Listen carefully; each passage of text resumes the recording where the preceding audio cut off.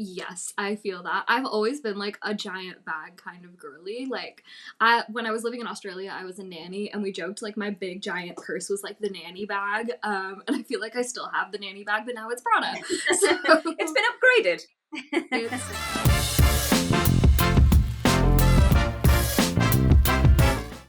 Welcome to Off the Hanger, the fashion podcast where we delve deep into our guests' wardrobes, finding out their favourite fashion pieces and the stories behind them. This week's guest is journalist, social media manager and content creator Nishaa Sharma. We had a great chat about all the gorgeous things in her wardrobe, the art of perfect packing, and how pinstripes are not a teenager's best friend. I hope you enjoy this episode. Morning, how's it going? Thank you so much for being on Off the Hanger. good morning. Thank you so much for having me. It's so nice today. It's a beautiful, glorious, sunny day. It's almost, and I don't want to scare it away, it's almost like it could be, you know, the start of summer and warm weather. And but I keep saying this, and then the following day, it just is torrential rain. So who knows? I completely feel It's lovely to chat with you. And I'm super fascinated about your wardrobe because you've spent a very, very long time traveling, haven't you? And basically living out of a suitcase. And this idea fascinates me as somebody who packs approximately 16,000 outfits for a weekend trip. I don't know how I would manage with this. Do you know what? It's so funny because I'm exactly the same now that I've like settled down and have my apartment. Like the closet is full now. But at the time, when I was traveling, so obviously based by my accent, I'm not originally from the UK. I'm originally from the States, and grew up in Portland, Oregon. So weather-wise, that was a lot more similar to the UK than kind of some of the other places I lived. I went to university in Southern California and finally got a taste of the sunshine, and then ran with it. So I lived in Australia and then Portugal, and I actually lived in Budapest for a while as well. And throughout, yeah, I was literally just bringing around one like full-sized check-in suitcase. And yeah, living somewhere like anywhere from 2 to 6 months at a time. So yeah, did 2 months in Budapest, 6 months in Australia, and about 3 months in Portugal. And yeah, just always lived out of this like giant pink suitcase, which I still have, but is disgusting and completely needs a clean.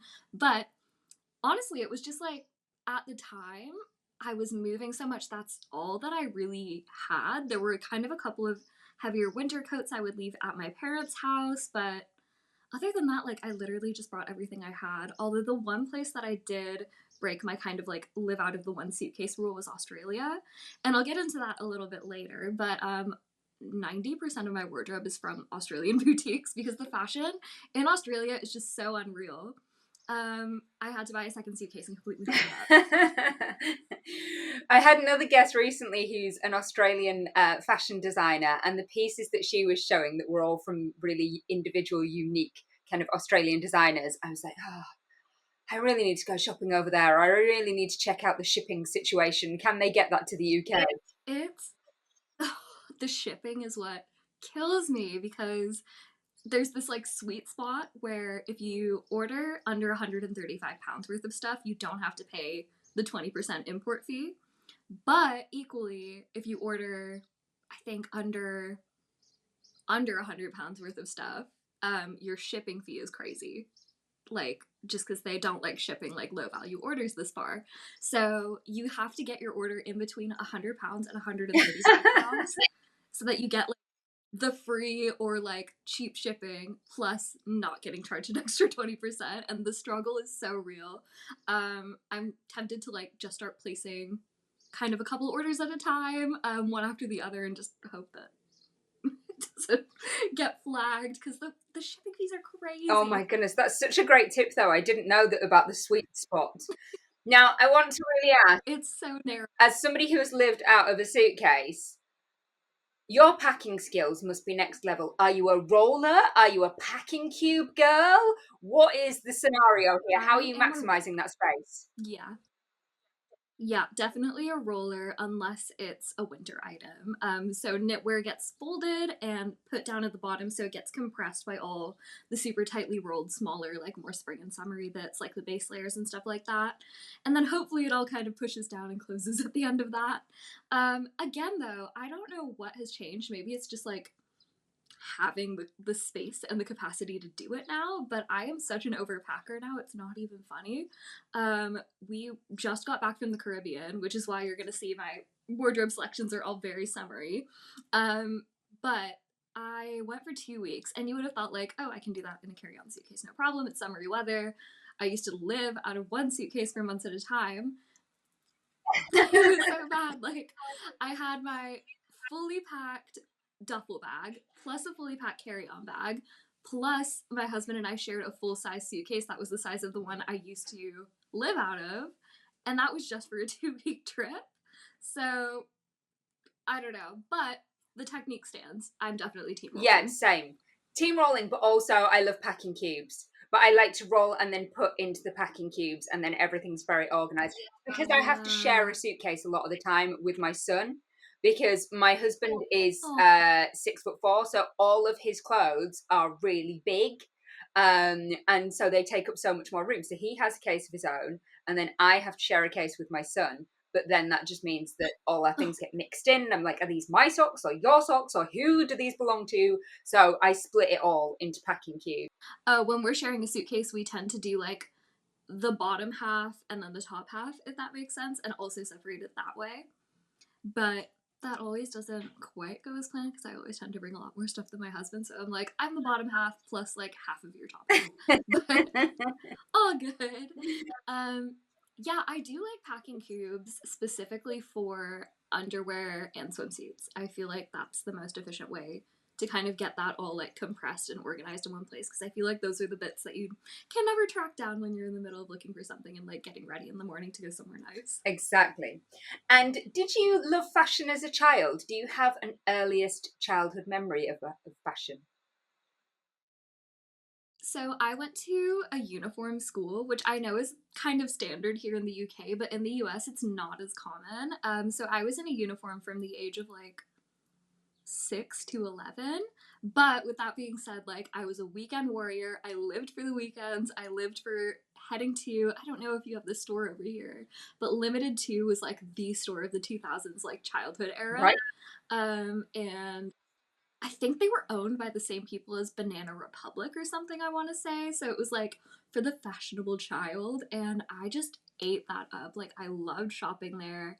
It was all very Hannah Montana style, so like glittery everything, like bedazzled jeans, rhinestones. Yeah, that was definitely the look back then. I would say that my earliest standout childhood memory though was like the renaissance of the juicy couture jacket, like the velvet one. I wanted one like more than I could even begin to express. And my 10th or 11th birthday was coming up, and we were allowed to wear non-uniform clothing if it was like the right colors. So I was just begging for either a red or a navy velvet juicy jacket for my birthday, and my parents were like, we're not gonna spend $100 on a jacket that you're gonna grow out of next year, that's crazy. And I was like, please, I'll never complain about anything ever again. And I like wrote them a list of all the things I would do for the juicy jacket. Like, I was like, I'll never complain again, I'll always load the dishwasher. Like, my dad has the list still, like, at his house in a scrapbook. But I did get my jacket, loved my jacket. They were right. I did grow out of it in a year. And then that's when I kind of started to discover like secondhand shopping as well. Was I needed another juicy jacket because everyone had a juicy jacket. And that's when I kind of started hitting the thrift stores and sourcing clothing that way. So that actually started from a really young age as well. That's incredible. I love the list. I love the commitment to the fashion item that you made a list of all the things that you were going to do in return. Maybe I should try this with my husband now. Please. I need a Chanel bag. Here's a list of all the things that I will do for the Chanel bag. I don't think it'll work. All the cups of tea, every cup of tea for the rest of the time. Yeah, I think I'm just going to have to at some point save up and buy the Chanel bag myself. Now, what's the oldest thing in your wardrobe? Ooh, the oldest thing in my wardrobe, let me grab it, is, oh, I'm gonna fall off the chair. Maybe let me get up and grab it. So it is this satiny, silky scarf. Let me show you the pattern a little more closely. So I have worn this about a million different ways. Again, I think living out of a suitcase, I'm going to jump back on the chair real quick. I think living out of a suitcase, finding pieces that transition between seasons or are multifunctional is super important in keeping kind of your suitcase as light as possible. And this was perfect for that because you can wear it as a top, you can wear it as like a little hair tie. There was a headbands phase I went through in 2016, so I would like fold it up and use it as a little headband. I know people went through like a neck scarf phase at one point. I kind of skipped that one, but yeah, it's been a top, it's been a hair accessory, it's just been tied on to the side of my beach bag. It's been a like little hair bandana moment. I know those are kind of back at the minute, so this has kind of stuck with me through all of it. And this is from Showpo originally, which is an Australian boutique, and I got it right after I graduated high school, so 10 years ago. So this is 10 years old. That's amazing. And I do think you're right. The versatility of pieces in our wardrobe is incredibly important because you want to get your price per wear, but also it is a space consideration and it is thinking about how many different ways can I wear this piece. And I love that you've also then had it in your wardrobe so long and that it's held up in terms of the style and the color and the print. It's not something that's dated that you then look at and go, oh, actually, I don't really want to wear that anymore because it's such a lovely, timeless kind of print. It's always going to be in style. Yeah, definitely. Like the fact this has taken me from like frat parties to my bachelorette party in Mykonos, and like you know how Mykonos is, where everybody's really like put together and everything. And I felt like it fit in both settings. Like it's just so versatile, and I don't think I can ever let go of it. It's gorgeous. Now, what's the piece in your wardrobe Thank that you. gets the most compliments? It's another Australian one. Exciting time. um, I don't think you'll be able to really kind of like appreciate its full glory on the hanger, but it is a little off the shoulder wrap playsuit, and this one's from Sabo Skirt. And even as a kid, like this was my fixation color, this like periwinkle blue. And yeah, I like thought my prom dress would be this color. I thought my bridesmaids dresses would be this color. Like this was my everything color growing up. And as an adult, I've definitely still kept my love for it. I saw this when Sabo first released it on their website, kind of a long time ago now, but I can't remember what the situation was, but I think maybe I was somewhere where they didn't ship at the time. But it just like lived in my head rent free.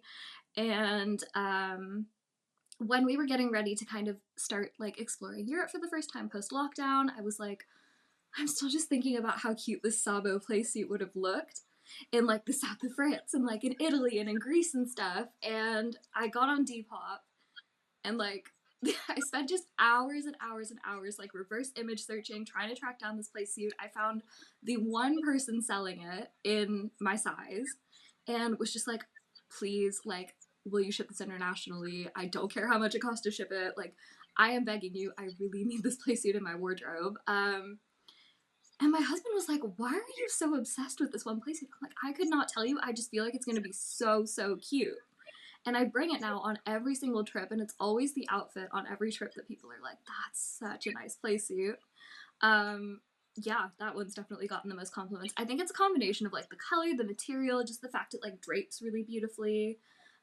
Just everything. Yeah, I love it so much. I love it when that happens, though, when you have that thing that has been living rent free in your brain for such a long time and then you finally get your hands on it.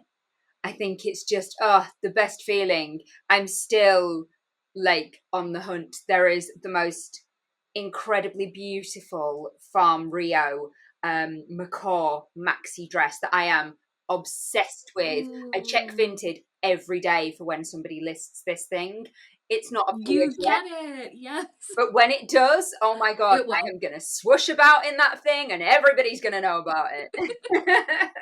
You're like, this is coming with me everywhere. Like, I got it in 2021. It came with me to Cornwall that summer. It, again, came with me on my bachelorette party trip. It's gonna come with me forever and always. And it also came with me to the Caribbean. So I wore it in Puerto Rico to go out for dinner with like college friends who are living over there now. And yeah, again, just anything I wear it to, people are like, that is so pretty. And I'm like, I love it Amazing. so much. That's so good.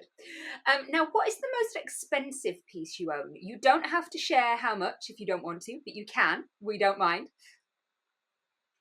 It's gonna sound weird because this should have been a free item, but this is the most expensive item in my wardrobe. So I don't know if you remember in 2022, everybody absolutely losing their minds over the fact you could get this Prada beach tote for free with a purchase in certain like Mediterranean boutiques. I did not know this. No, it was like everyone's fixation bag in 2022. They were like, go shop at Prada and spend $1,000 and then you get this like whole second bag for free. I did not do that. I was like, I'm not gonna spend $1,000 at Prada. I just had started working, like my big girl job, full time. Like it was my first year in work and properly having a salary. I'm like, I cannot go spend $1,000 at Prada in like Amalfi Coast. So headed over to Vestiaire and was just like, who's selling this like Prada tote bag? And so managed to get my hands on it. I think I got too big of one because it's literally like as big as like my carry-on duffel, but definitely exciting and also a piece that gets a lot of compliments. But yeah, that ended up being 350 pounds, like with shipping and everything. Again, it's a little silly because it is technically like a gift with purchase, but I was also like, it's my first designer bag. That's the designer bag I want as my first bag. It was to celebrate my first year of being in my job and also had my wedding coming up like the following month and was traveling Europe right before my wedding. And I'm like, this is the time to buy it. I think it's great, and I love that it's really big. I think it makes it so Yes. useful because also it's a generous, like, free gift with purchase. Like the amount of times when they give these things away and they are tiny and they are rubbish, and you're like, what am I getting in that? Like a toothbrush, it's so small. Whereas that, Honest. you can get everything in that. That's great. It's so big. It's like a silly level of big though, because they did have a few smaller sizes, and I was like, oh, I want one my laptop could fit in. I could fit like a whole home office in that though. Like that's a big bag. And I was traveling with my at the time he was my fiance, but now he's my husband. I was traveling with him and my dad and my sister, and we were doing the south of France and then our joint bachelor and bachelorette in Mykonos. And I kid you not, everyone would just like walk past the bag and would just drop things in it. Like they were like, "Oh, you can carry that. Like you have room."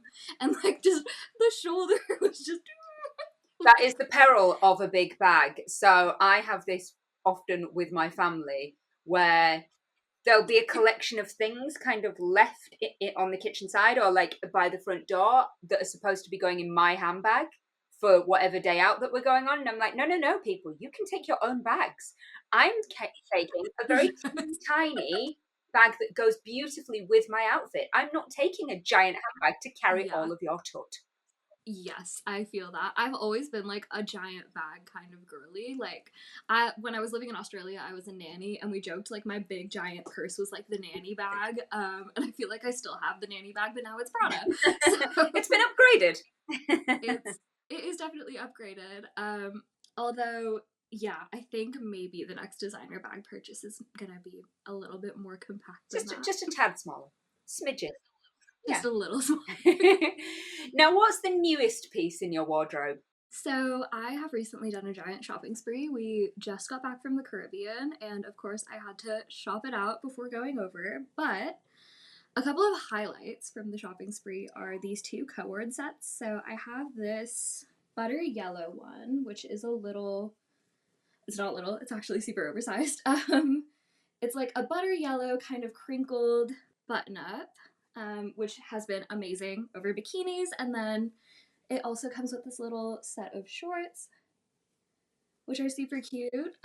Big fan of those. They're perfect as a beach cover up. The shorts are also so cute on their own.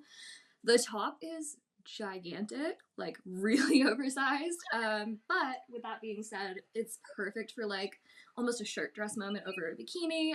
When we were in St. Croix, it was just the perfect thing to throw on after like a day of snorkeling. And then the second co-ord set I got. So the second co-ord is this more workwear inspired one. So it's a little linen like waistcoat and then a matching skirt with a little slit in the side. Unfortunately, my steamer broke on this vacation, so it's a little wrinkled at the minute. We have a replacement on the way. But yeah, that set is from Hollister. I love that it's a skirt because I feel like that's so much more practical for the summer when it comes to like running around, not feeling like your butt's gonna fall out. When you're like walking around a new place or like headed to the beach or sitting down in a cafe or like sitting on the ground for a picnic, like a skirt is definitely the way to go. And then yeah, I wasn't sure about the waistcoat trend for a while just because I don't know, I had this weird thing about like workwear inspired clothing outside of work up until very recently. I'll get into it when I kind of tell you about my fashion faux pas, but I think I was a bit scarred from my former like fashion errors when it came to workwear inspired clothing and was so scared to touch them again. But as soon as I saw the set in Hollister, we were in Birmingham, we were shopping, it was me, my husband, his best friend, and his best friend's girlfriend. And it was like me and his girlfriend in Hollister, and she was like, you should try that on. And I'm like, oh no, I'm not gonna look good in a waistcoat. It's gonna look ridiculous. And she's like, just try it. And I did, and everybody in the fitting room was like, you have to get that. And I'm like, yeah, I'm gonna get that. And yeah, again, it's just so versatile. I feel like it can be dressed up, it can be dressed down. The vest can definitely be worn on its own with like even a pair of white linen shorts or white linen trousers, or even just like workwear trousers if I were to kind of have a more like corporate girly walking around London moment. And then the skirt as well just goes with absolutely everything. I think it's gorgeous, and I think you're right. It's one of those trends where everybody's been really quick to jump on it, and I kind of feel the same. I'm like, is that very me though? Do I, feel that I would suit that kind of trend? And so I've not got on board. I might go and try one on and just see how I feel, but I don't always want to be that led by trends. And I think when it's something that everybody's wearing, I think sometimes it then makes me go, oh, maybe it's not me. Maybe I should just stay in my lane and do my own thing. But I do love them, and I think that having it with a skirt rather than your very typical kind of wide leg boyfriend style trousers, which is what everybody else seems to be doing with them at the moment. I think a skirt is such a cool idea, and like you say, just so practical, so that you're not constantly flashing everybody any time that you move. Honestly, like skirts have been the way to go for me ever since like really ever since like I got a butt. Like because I was just like a very flat-butted individual for a really long time, and then I don't know, I just like woke up one day when I was like 23 and was like, where did that come from? And yeah, I've like had to kind of learn how to dress a newfound curve over the past couple years, and the skirts have been an absolute lifesaver when it comes to that, because like I don't know, it was just never an issue when it came to mini dresses or mini skirts, like the butt popping out concern, and now that's a very real thing. And yeah, so now I've got like a white linen skirt that's the exact same skirt just in white, and then that one, and then a black kind of more athletic one, and they're all from Hollister. Hollister's one of those places that I feel like has had a weird resurgence over the past couple years, especially like because as a kid, Hollister, Abercrombie, Juicy Couture, like those were the it places to shop. Again, like fifth, sixth grade. And then they just dropped off, and people were like, nobody shops there anymore. Like, that's for kids. And now they're all back again, and they've all like grown up with us, which is so interesting to see. And they've done such a good job with it. I think Hollister, especially when it comes to like quality pieces at a pretty reasonable price point and staying like on trend, but also staying very true to their like California coastal roots with some of the colors and materials that they use. Yeah, it's definitely a favorite, especially someone who has ties to California. Now, are you quite sentimental about the pieces in your wardrobe? Do you have a most sentimental piece? I do, and it's a weird one. Bring it. I love a weird one. So it is this. It's literally you're gonna be like, why would that be sentimental? But it is this bikini. It's literally a plain black bikini. Okay, I imagine there's memories tied to this bikini. This is not just a plain black bikini. Let's not sell it short. Yes, so, and it's also so stretchy. Like, so this is also from Sabo Skirt. It's absolutely my favorite place to shop in Australia. I was actually at one of their store openings when I was living there. The timing just worked out perfectly. But I bought this bikini before I even moved to Australia, actually, like during my first Sabo order of like ordering into the States. And this bikini has come with me to Mexico, it's come with me to New Caledonia, to Australia, Portugal, like everywhere I've been, kind of from the age of 21 onwards, like that bikini has been the first thing going in my suitcase. And I also feel like I've never actually seen Sisterhood of the Traveling Pants, but I assume the premise is that the pants fit everyone who wears them no matter what. That's this bikini. Like, there's no reason this bikini should fit me right now because I have gone from like 3 to 4 different sizes in the duration of owning this bikini, and it always fits. Like, as the sizing goes up and down, like, it just always fits. And it's the weirdest thing. And I feel like that's like my like Sisterhood of the Traveling Bikini. Because I just bring it everywhere. And like I said, like 21-year-old me wore it in Mexico, and then 26-year-old me just wore it in the Caribbean. And like between the ages of 21 and 26, I feel like your body changes so much. So the fact I've been able to hold on to this bikini and like the memories that come with it, it's also just been so nice to kind of see it like through the years in photos. Yeah, it's definitely a sentimental piece, and I feel like a lot of like travel, especially when I first got the bikini, was very much like about healing and self growth and kind of like figuring out who I was and like building kind of like a sense of like courage and bravery.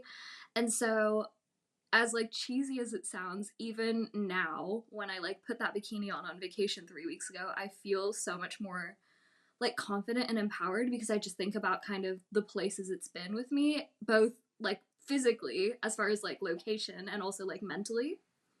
That is incredible. That is not a weird one. I am totally here for that. That is a brilliant answer. I think our memories and feelings are so tied up within our clothes, and a bikini is not something that we get to wear every day. It's something that's a special thing. It's not occasion wear, but it's a special occasion. Do you know what I mean? You're going on holiday, or you're going to travel somewhere, which is always incredibly exciting, and that kind of sense of adventure, and you're not knowing exactly what's going to happen and how it's going to play out, but you know that when you put that bikini on, you're going to feel super confident and just have the best time. I think it is perfect. What a great answer. Thank you. Yeah, I love that one, and I've been almost like afraid to buy another bikini from Sabo because I'm just like the standard is so high. I don't know if any bikini is ever gonna be this like perfect and magical again. Now, what is the piece in your wardrobe that would most sum you up? Ooh. Again, okay, so for somebody who travels a lot, I live a very, very like beige life nowadays. So again, very much about like the multifunctionality, but with like a summery kind of twist to it. So I would say just this oversized linen shirt from Princess Polly sums me up best because it can go with the magic bikini. It can go with a pair of work trousers. I love to just throw it over like a dress in the evenings, and pair with my favorite shoes, which I'll show you in a minute. But yeah, I would say this piece probably sums me up best because it's so adaptable, and I feel like over the years living in so many different places, I would say kind of like my best quality if you were to like interview me for a job, I would say is being adaptable. And so having a piece that's just as adaptable as me and my wardrobe is a big plus. That's great. What a great answer. Now, I'm excited about this one because she teased it earlier. Tell me about your wardrobe malfunction or your fashion faux pas. So I'm gonna have to like send you pictures Please do. because you can like flash them up on the screen. But I don't know what it was with me from, I would say 11 to 19, but like I just thought wearing like pinstripes and like tailored blazers as like a very young child slash teenager was like the way for people to take me seriously in the world at 11. So there are so many pictures of me just in like pinstripe trousers, like age 10, just like in my pinstripe trousers. I've got like a first day of school photo where I'm in this like ridiculously tight, like not tight, but like, it wasn't like the chic oversized blazer. It was like a stripy blazer, and I also like had a beret fixation at the time, so I was in my stripy blazer with like a magenta beret on, and that photo is one of my best known photos in the family, and I'm like, can we let this photo please go away? I don't know what it was, but like, do you watch Modern Family? No, I don't. But I was going to say, it kind of feels to me like it's giving Misha Barton in the OC vibes. I always remember her having these I've, fitted blazers, like pinstripes and things, and berets and stuff. And I'm just like, okay, yeah, maybe it's the same vibe. it wasn't. I've never seen the OC, but I feel like it probably wasn't. I feel like, so on Modern Family, there's this kid, Manny, and he's always like, let me grab my dinner jacket, and he's like 10. Like, that was me. And I'm like, where were you going? Like, what were you doing? And they weren't, like, it wasn't balanced in the way, like, the workwear inspired look is now, like, where I've got kind of, like, the waistcoat, but I wouldn't wear a shirt under it. Like, it would just be the waistcoat and then some, like, flowy trousers or the skirt, like, kind of keeping it more playful. Like, no, like, Little Nish meant business. Age 11, age 13, I'm like, I'm ready to be interviewed, like, bring it on, like, at all times. And looking back on those photos, I was just like, you would have thought coming out of like a uniform school and having the freedom to wear whatever I wanted, I wouldn't have gone for something that just looks like a uniform again. Like, it's so baffling to look back at, but I will have to show you the photos and I'll like send them over to you and things because it's like absurd the amount of just like pinstripes or blazers in my wardrobe that were not even fitted the way they needed to be. I think it's a strong fashion choice. That's who you felt you were at the time, but I'm here for it. I think the things that we wear at that time are just, we're so much into experimenting and discovering who we are and trying to express ourselves. And there's that whole thing in those kind of real formative years of peer pressure and what are other people wearing. And I think I definitely had moments of just falling down a trap of wearing what my friends were wearing because that was cool. And whereas I really feel it would have been much better if I'd have just gone, that's going to look rubbish on you, don't wear that. Wear something that suits you and suits your style and your body shape. You know, all of my friends in their teenage years had boobs. I've never had boobs. They just never came in. So it's just not been something that I could ever dress for, but I was trying to look like them. And so it always just looked ridiculous. But yeah, I think, well, you and your pinstripes, let's not do her too dirty. I think she was, you know, expressing herself. I mean, I think it was kind of the opposite almost, where it was like, I just decided to keep wearing a uniform that was self-imposed instead of like at all attempting to like experiment or express myself. And the funniest thing is like I went to an art school where we had no dress code. So like kids were in like thigh-high Converse and booty shorts and like the arm Mm-hmm. warmers. Like I don't know if you ever had those Yeah, arm yeah, warmers, but like the like lace like yeah. neon arm warmers, like that's what my friends were wearing, and I was like rocking up for like business school in that setting. Like, yeah, like I did not try. I think I had like 2 weeks where I tried the arm warmers and the neon thing, and I was just like, that's not working for me. Let's get the blazer back out. Let's Like, bring back the uniform. and yeah, I was also that 14-year-old who like wore heels to school, like heels and a blazer. It's very formal. You're going to the office. I don't know where, like why? Especially because now, like, I'm literally recording a podcast in like a flowy little like stripey thing. Like this is what teenage Nish would have been like, this is why we own the blazers for. Like that's what you wear the blazers for. So I think like it's interesting seeing how much my style has like relaxed since being a kid, and it feels like that's almost like the opposite of the journey a lot of people take. But I also think maybe a lot of that is to do with the amount that you've travelled, because your very formal style of the, you know, the pinstripes and the blazers wouldn't work on your travels. And maybe actually by travelling, you discovered who the real you was in terms of style. You were able to really then express yourself and go, actually, I'm kind of, you know, laid back and chic, and I have this kind of relaxed style, not a very formal corporate workwear vibe. I think that's a really good point actually. I feel like as soon as I like was dropped off in California for college, I think the beach vibes just like washed over me, and I'm like, I'm coming into my true form. Like this is who I am. Here I am. I'm coming out of the chrysalis. I'm going to turn into a butterfly. Yes. Yeah, definitely. Now, please show me your favourite shoes. You have mentioned them. I'm excited to see them. Yes, so I have wide feet.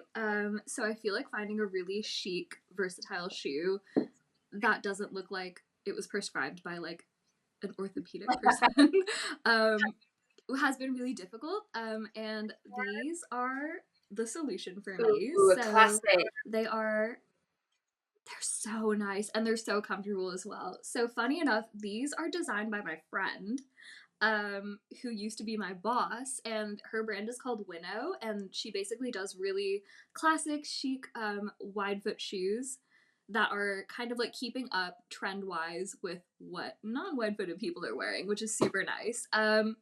She wore these on her wedding day, not this specific pair, but like this style is what she wore on her wedding day. And like, again, they're just so versatile because like I bring them on every trip with me. I love wearing them for like a day in London. Even like on content creation days, they are still comfortable. Like you have the cute little heels, so it feels like you're dressed up enough to like be at some of these events that you film at, but it's super comfortable. And also I just think like a white sandal goes with literally everything. So yeah, these are definitely a favorite. And they're just timeless. I love that silhouette of that kind of mule. It's a really easy shape. It goes with everything. It's nice and elongating on the leg, so you never are cut off at the ankle, which I think is one of those looks that, yes, sometimes it works and it can be great depending on the length of what you're wearing. But a lot of the time with trousers, it just looks a bit awkward, whereas a mule in that kind of shape is perfect. Exactly. Yeah. And like I love that the heel almost comes out to like stabilize on it. I think that's so helpful because I can't tell you how many times I live kind of near Bristol and Bath, and like in Bath I will just stack it Oh, on the these cobbles. cobblestones Oh, almost cobbles every are like a girl's worst nightmare. I can't Yes, bear and yeah, cobbles at all. these are like as cobblestone proof as you can kind of come. Obviously nothing is foolproof, but I've had pretty good success so far with wearing the Winnows. Now, is there a dream fashion item that you're lusting after? If the universe could give you it irrespective of cost or practicality, it's just dropped into your lap, what would it be? I think there's like quite a few on my list right now, but I've been really into, I think it's called tambour embroidery, which is like those all over beaded pieces. So I would probably either want, I can't remember who designs it, but there's like one that's blue and white and it's got like palm trees beaded onto it in blue. It's so stunning. Again, I feel like my wardrobe is mostly neutrals with touches of like yellows, greens, and blues, which is really funny because actually I was all about like the pinks during the blazer era. And up until pretty recent, I would say, yeah, the past couple years I've been like moving away from the pinks and into the blues. I have no idea what my like color analysis would say about that, but we live. But yeah, I would say that bag is one of them. I also love the Cleo, is it Cleo Pipette in Ibiza, who does the all over Oh, beaded dresses? I have nowhere to wear yeah, that, same. I don't. I want, there's but like a beautiful Annie's Ibiza one that I'm just like, oh my gosh, it's got like moons and stars and things on it. And I'm like, that that is incredible. And like, I'm probably, no, I don't think I'm too old for it. But also, like, where would I wear that? I'm never going out. Like, you would exactly. never ever catch me in a club. Like, that's not happening. That's not who I am. Like, where am I planning on But I wearing this want it. dress? It's not a dinner dress. You can only just sit down in it. It's very Yeah, short, but it's one of those pieces where I'm like, yeah. they're really cool. You're like, but Yeah. I want it. Like either way. Yeah, so that's on the list. If we're gonna go a little bit more practical with the sparkles, there's a co-ord set that's kind of like a knit with sparkles knitted in from White Fox Boutique. It's a shade of like blush rosy pink, and it's like a little tank top with a maxi skirt. I think that is so gorgeous. Would have been perfect for my vacation, but I was like, am I really gonna wear like, again, it's one of those pieces. It's a little more practical, but only by like that much. Um, and then I kind of mentioned this earlier when talking about the giant Prada bag, but I definitely want a smaller designer bag, like a staple piece. So just like either like a crescent bag from Celine or YSL, just in the plain black with like gold hardware.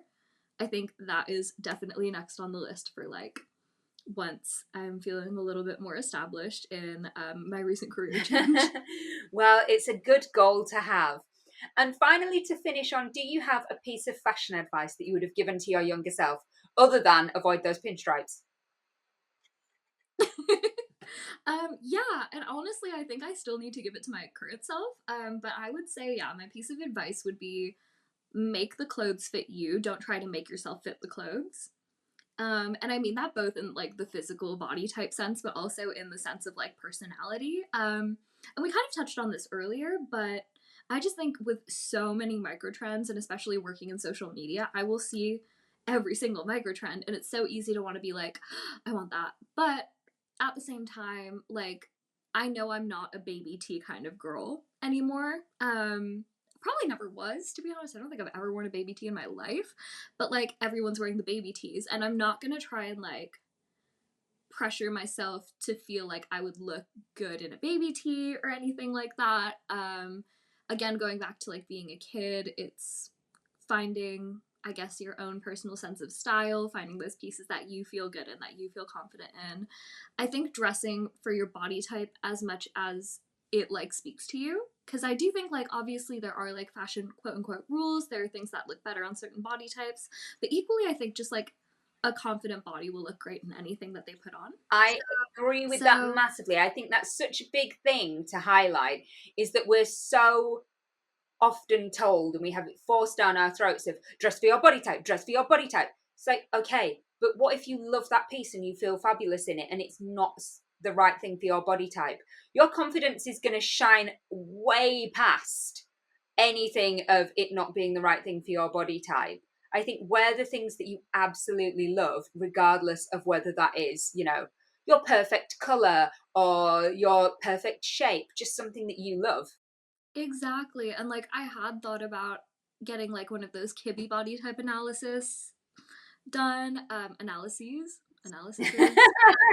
But yeah, getting my Kibby body type prescribed to me. But then I'm like, would I even do anything with that information realistically? Like, probably not.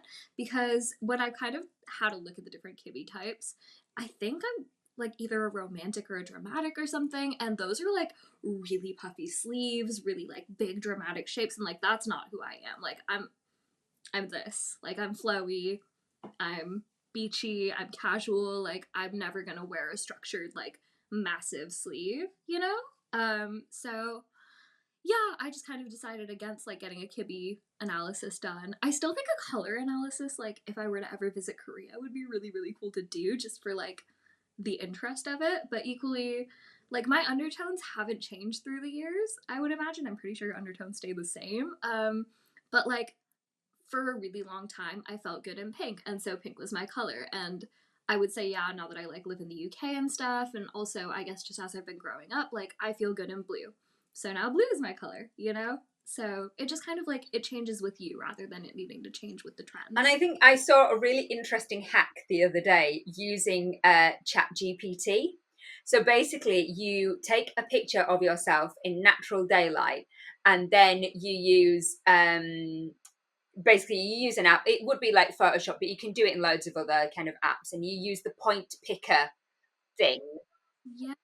Oh and my then it gosh, gives yes, I you saw the those. exact color, the number of the color, and then you put your eye color, your hair color, and your skin color into Chat GPT and say what would be the best colors to suit this like skin profile or whatever, and then it brings you up and it's a free color analysis apparently, and I was like, this is something I'm gonna try.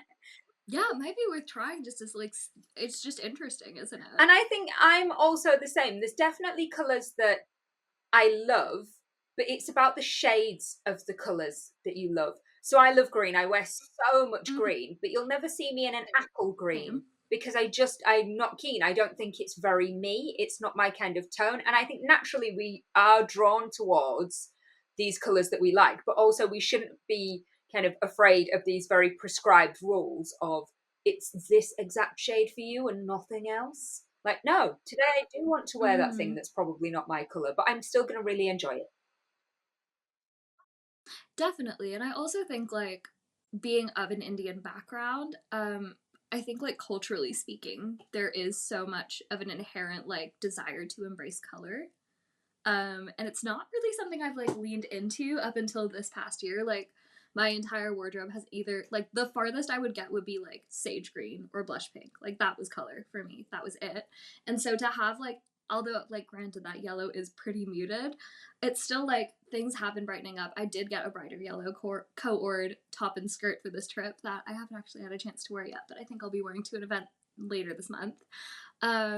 And like also one of my favorite dresses, which I did not grab, but I could go grab real quick, is like a really deep jewel tone emerald green, which is just not a color I like ever thought I would go anywhere near, but it's so, so pretty. And actually like the reason I ended up picking it up was I inherited an outfit in that color, like a traditional Indian outfit from my grandmother a few years ago, and was like, actually, this color's really pretty, and now that it's like with me, I kind of want to do more with it. That's amazing. Oh, well, thank you so much for being a guest on Off the Hanger. It's been really lovely chatting with you. Thank you. You too. Thank you so much for having me. Well, I hope you enjoyed that episode. If you did, please remember to follow or subscribe.